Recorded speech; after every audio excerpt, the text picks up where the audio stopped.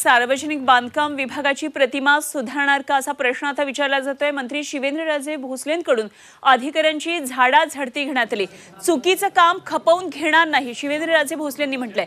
बांधकाम विभागातल्या टक्केवारीला लगाम त्यामुळे लागणार आहे। ठेकेदाराकडून घेतल्या जाणाऱ्या टक्केवारीवरून बांधकाम विभाग पुरता बदनाम झालाय आणि आता बांधकाम विभागाची प्रतिमा सुधारण्यासाठी सार्वजनिक बांधकाम मंत्री शिवेंद्रराजे भोसले यांनी पुढाकार घेतलाय। यापुढे चुकीची कामं खपवून घेतली जाणार नाहीत असा इशारा मंत्री शिवेंद्रराजे यांनी दिलाय। तर धाराशिवमध्ये झालेल्या बैठकीत शिवेंद्रराजेंनी हा इशारा दिलाय। भ्रष्टाचार मुक्त कारभार चालला पाहिजे हे या सरकारचं महायुतीच्या याचं स्पष्ट आहे।